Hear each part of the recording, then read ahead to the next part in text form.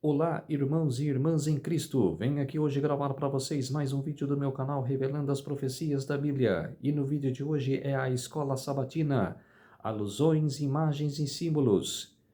Lição número 8, nos Salmos, parte 1. Antes de eu falar sobre esse assunto, eu preciso da ajuda de vocês para se inscreverem no meu canal, revelando as profecias da Bíblia. Deixe seu like, ative os sininhos de notificações para receberem o meu vídeo. Compartilhe com o maior número de pessoas que vocês puderem o conteúdo do meu canal. Preciso da ajuda de vocês. Vamos orar para fortalecer cada vez mais a nossa fé. Querido Deus e Pai, muito obrigado por este dia do sábado do Senhor, que começou ontem ao pôr do sol e que termina hoje ao pôr do sol. 24 horas de adoração e louvor, o sábado santo do Senhor, meu Deus. Por isso, Senhor, meu Deus, fique comigo nesses minutos e segundos que o Senhor estará comigo. Faça-me de mim o seu servo, para que eu possa trazer essa mensagem maravilhosa da sua palavra a todas as pessoas, nações e línguas. Tudo isso agradeço e peço em nome do meu Salvador Jesus Cristo. Amém. Então, povo de Deus, vamos lá. Nos Salmos, parte 1. O verso para memorizar na lição de sábado. Olhei, e eis o Cordeiro estava em pé sobre o monte Sião. Com ele estavam 144.000, que tinham escrito na testa do seu nome, do Cordeiro e de seu Pai. Apocalipse, capítulo 14, verso 1. Como adventistas do sétimo dia, estamos acostumados a procurar os símbolos do Apocalipse na história do Antigo Testamento a fim de compreendê-los. Estas narrativas, no entanto, não são a única fonte de nosso estudo, pois a fim de compreender as profecias precisamos examinar todo o Antigo Testamento. Uma fonte especialmente rica é o livro dos Salmos, uma coleção de poesia sagrada que apresenta inúmeras experiências humanas e interações com Deus, que variam desde o desânimo e o sofrimento pelo pecado até a alegria quase desenfreada na presença do Senhor e em suas repetidas promessas de perdão e salvação. Uma leitura atenta nos Salmos leva muitas partes do Apocalipse a ganhar vida, especialmente o capítulo 14, que descreve a obra final da Igreja remanescente de Deus. O povo de Deus dos últimos dias recebeu a mesma tarefa que o antigo Israel. Devemos ser luz para as nações, levando o último chamado de misericórdia para todos, a fim de que adorem e obedeçam ao Criador. Detalhes providos nos Salmos nos proporcionam novas maneiras de compreender e avaliar nosso papel nos momentos finais da história da Terra. Lição de domingo. Nosso sumo sacerdote. Quando Moisés supervisionou a construção do tabernáculo, ele não foi autorizado a usar qualquer projeto que desejasse. Deus lhe deu o projeto e disse: tenha o cuidado de fazer tudo segundo o modelo que foi mostrado a você no monte. Êxodo, capítulo 25, verso 40. O padrão usado no tabernáculo era de uma realidade superior, o santuário celestial. Pergunta número 1. Leia Hebreus capítulo 9, versos 11 a 15. O que apresenta Cristo como nosso sumo sacerdote no santuário celestial? O que ele está fazendo por nós? O santuário terrestre prefigura a pessoa e a obra de Jesus em detalhes surpreendentes, desde o sacerdote e as ofertas até os móveis e outros detalhes da construção. Tudo falava a respeito de Jesus. O Apocalipse está repleto de imagens do santuário. Encontramos o candelabro do santuário, Apocalipse capítulo 1, versos 12 e 13. A sala do trono, Apocalipse 4, versos 2 a 5. O altar do incenso, Apocalipse 8, 3. A arca da aliança, Apocalipse capítulo 11, verso 19. E outras referências ao templo. Sem uma compreensão do santuário do Antigo Testamento, é simplesmente impossível compreender o que João queria dizer ao descrever suas visões segundo Paulo. As experiências de Israel aconteceram com eles para servir de exemplo e foram escritas como advertência a nós, para quem o fim dos tempos tem chegado. 1 Coríntios capítulo 10, verso 11. Podemos aprender muito estudando os detalhes do templo do Antigo Testamento. No livro dos Salmos encontramos uma verdade importante para entender alguns desses detalhes. Como o povo de Deus interagia pessoalmente com o templo. Obtivemos vislumbres de como Davi se envolvia com o santuário e seus serviços. E vemos a reação espiritual do povo de Deus ao que o Messias faria por eles. O santuário não apresenta apenas símbolos que nos ajudam a ver Jesus, mas por meio dele também podemos explorar as experiências pessoais daqueles que compreenderam o que Deus desejava ensinar por meio dos seus serviços. Assim podemos tirar lições para nós mesmos em nossa própria experiência com o Senhor. Leia o Salmo 122. Não podemos ir à casa do Senhor terrena, pois o templo não existe mais. No entanto, que elementos desse salmo revelam que Cristo faz por nós e motivação para nós traz? Observe os temas de paz, segurança, louvor e juízo. Lição de segunda-feira sobre o Monte Sião. Em Apocalipse 14, o povo de Deus está em pé no Monte Sião, que ficava a oeste da Cidade Velha, da Jerusalém atual, e era considerado o assento no trono de Deus, que representava a sua presença entre o seu povo. Com o tempo, o Monte Moriá, por ser o monte do templo, também passou a ser chamado de Monte Sião. A importante descrição do remanescente dos últimos dias, Apocalipse capítulo 14, é apresentada usando a linguagem do santuário, como acontece na maioria das cenas principais do Apocalipse. Graças ao Cordeiro, e o povo de Deus está em seu santo monte. Pergunta número 2. Davi perguntou: quem poderá morar no teu santo monte? Salmos capítulo 15, verso 24. Compare a resposta dele com a descrição dos salvos no Monte Sião, Apocalipse capítulo 14, versos 1 a 5. Quais são as semelhanças? Como fazer parte deste grupo? O que significa o nome do Pai escrito na testa dos 144.000? Estar à altura na descrição dos que podem entrar na presença de Deus, conforme vemos nesses salmos, é uma tarefa difícil para pecadores. Quem pode dizer honestamente que sempre vive com integridade, ou que sempre de coração fala a verdade? Salmos capítulo 15, verso 2. Ninguém pode dizer que não será jamais abalado. Salmos 15, verso 5. Se dissermos que não temos pecado nenhum, a verdade não está em nós. 1 João capítulo 1, verso 8. A única conclusão possível é que o Cordeiro nos capacita a ficar em pé no Monte Sião. O Cordeiro não é mencionado nesses dois salmos de Davi, mas ele aparece de repente na descrição encontrada em Apocalipse 14. É quase como se Apocalipse 14 estivesse respondendo à pergunta de Davi. Agora que o Cordeiro de Deus está estabelecido no Monte Sião, no santuário também podemos estar presentes neste lugar porque a sua justiça perfeita é atribuída a nós pela fé.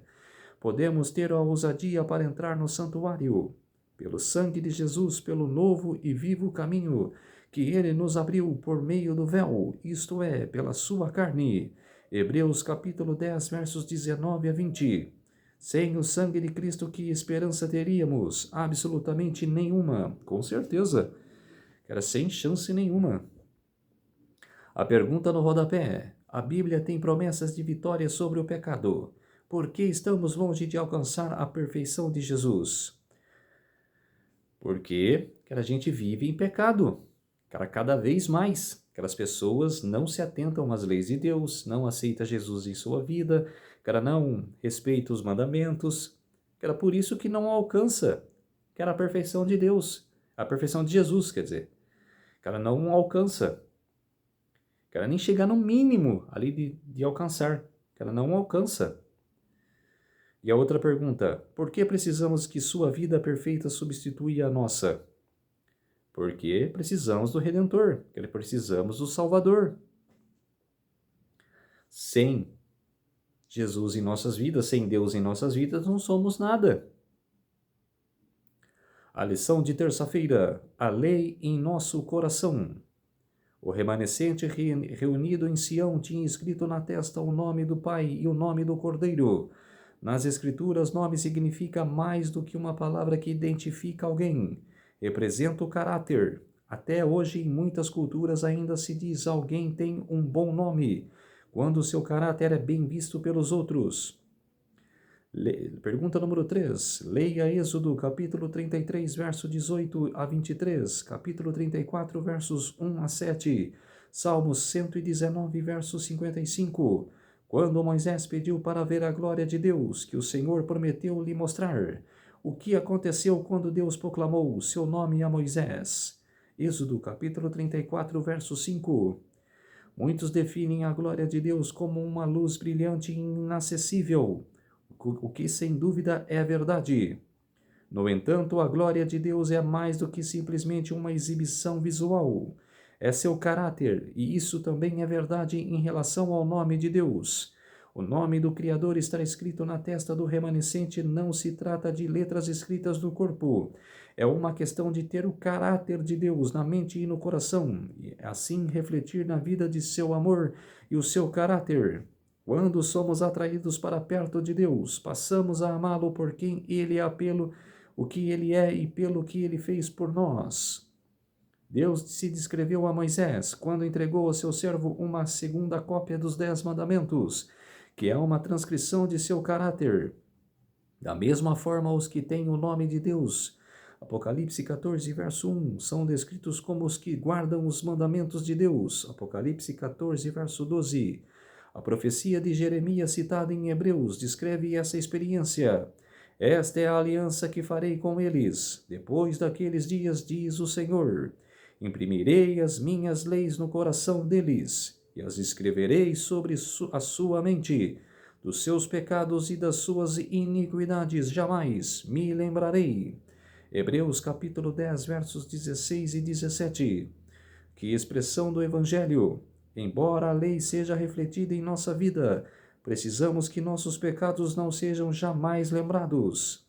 O nome de Deus é seu caráter. A lei é uma transcrição de seu caráter.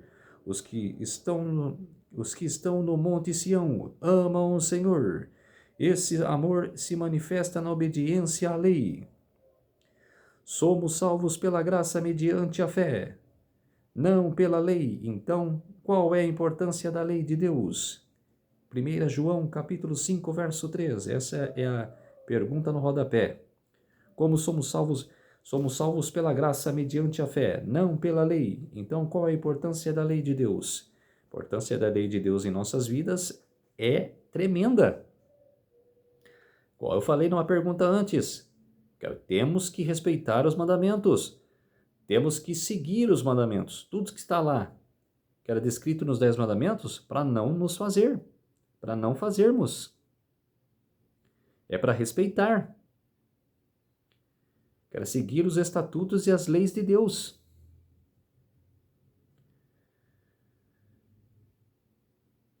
Por isso que a gente tem que ser salvos pela graça.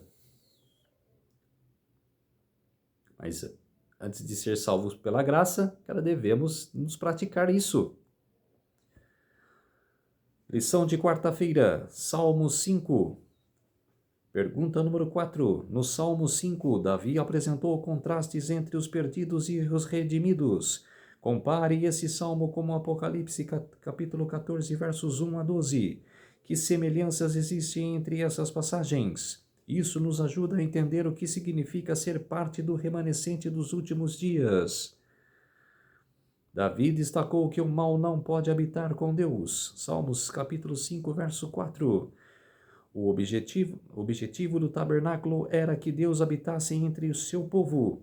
E isso também será verdade no reino de Cristo. Apocalipse 21, verso 3. Os que se aproximam no trono de Deus devem ser redimidos. No Salmos capítulo 5, verso 7, Davi descreve um ato de adoração, que é a questão central do grande conflito. Apocalipse 13 usa 5 vezes o verbo adorar e as 3 mensagens angélicas que chamam o mundo a adorar o Criador. Apocalipse 14, verso 7.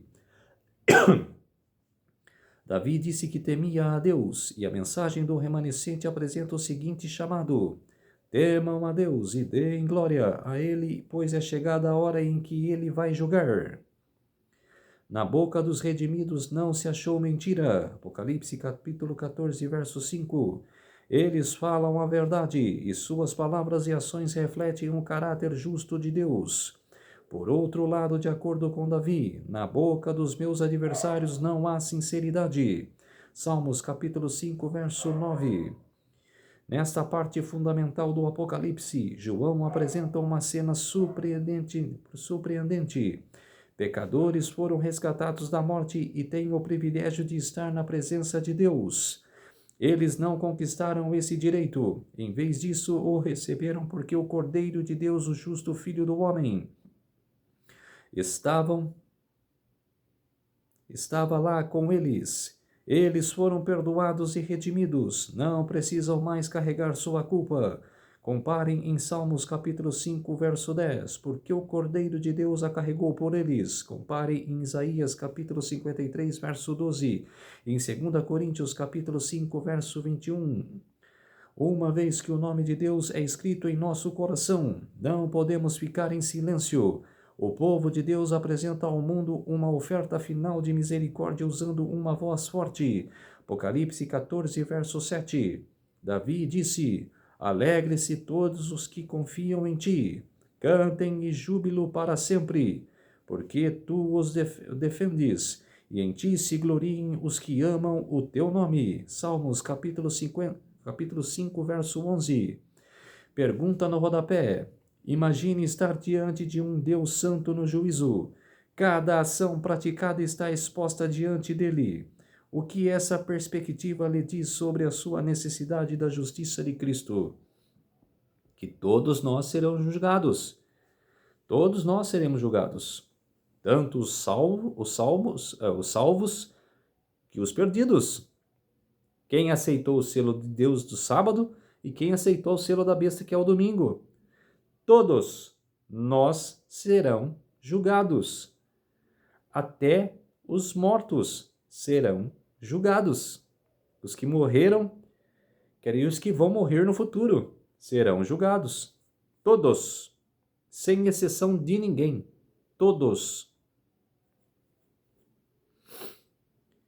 E o que essa perspectiva lhe diz sobre a necessidade da justiça de Cristo? De praticar.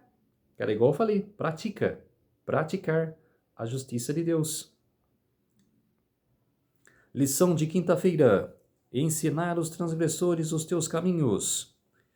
Depois que Isaías viu o Senhor na sala do trono, e depois que foi informado de que sua iniquidade foi tirada e o seu pecado perdoado, ele respondeu ao chamado divino dizendo: Eis-me aqui, envia-me a mim. Isaías capítulo 6, versos 7 e 8.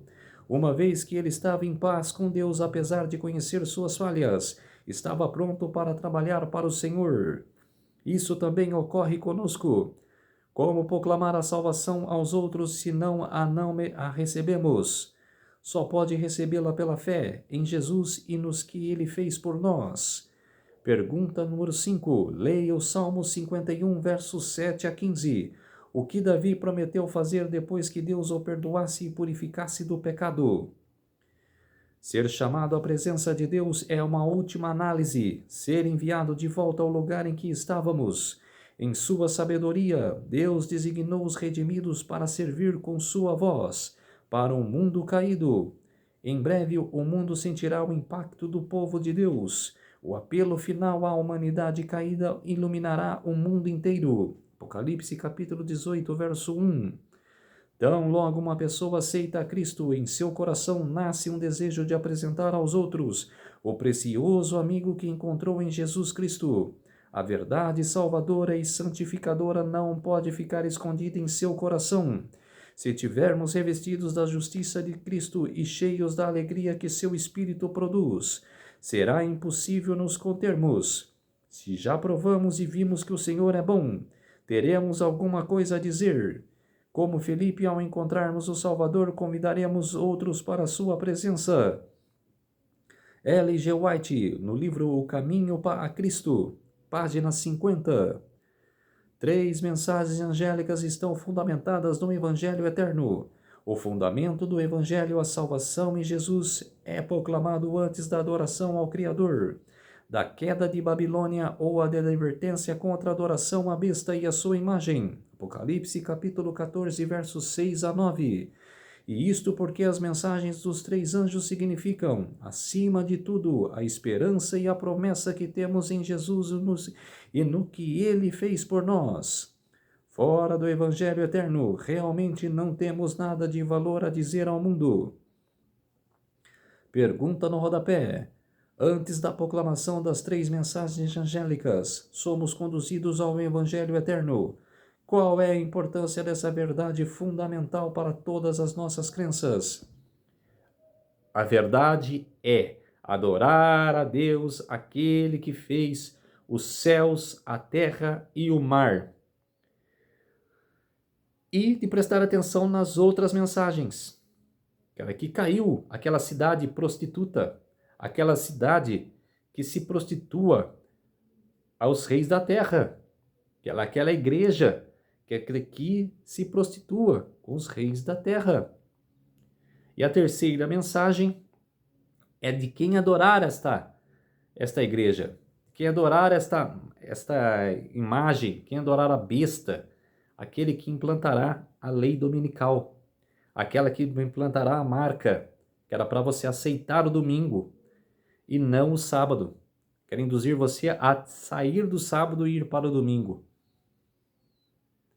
Essas são as três mensagens angélicas que devemos prestar atenção, que era de não adorar esse poder que está aqui na terra, e sim adorar a Deus. A lição de sexta-feira, estudo adicional. Os Salmos de Davi passam por uma série completa de experiências desde as profundezas da culpa consciente e da condenação própria até a fé mais sublime e a mais exaltada comunhão com Deus. O registro de sua vida declara que o pecado traz apenas vergonha e tristeza, mas que o amor e a misericórdia de Deus podem alcançar as maiores profundidades, e que a fé reerguerá a pessoa arrependida para os que participam da adoção dos filhos de Deus. De todas as promessas contidas em sua palavra, esse é um dos mais fortes testemunhos da fidelidade, justiça e misericórdia de Deus em sua aliança. Jurei a Davi, meu servo, a minha mão estará sempre com ele, o meu braço o fortalecerá. Em meu nome crescerá o seu poder. Porei a sua mão sobre o mar e a sua direita sobre os rios. Ele me invocará dizendo, Tu és meu Pai, meu Deus e a rocha da minha salvação. Por isso farei dele o meu primogênito, o mais elevado entre os reis da terra. Conservarei para sempre a minha bondade para com ele, e lhe confirmarei a minha aliança. Salmos capítulo 89, verso 3. Verso 21 e o capítulo 24 e o verso 24 e 28. Ellen G. White, no Patriarcas e Profetas, na página 670 e 671.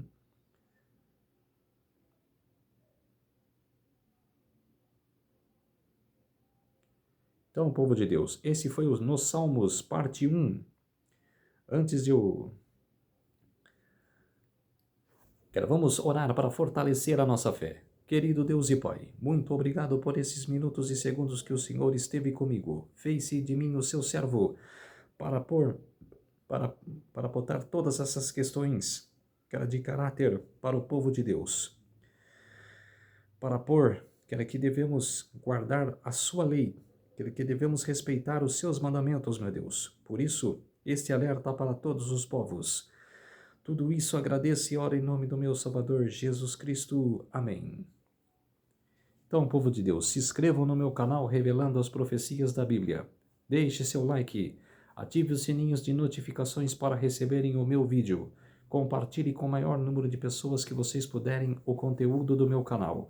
Preciso da ajuda de vocês. Um feliz sábado a todos e até o próximo vídeo. Tchau!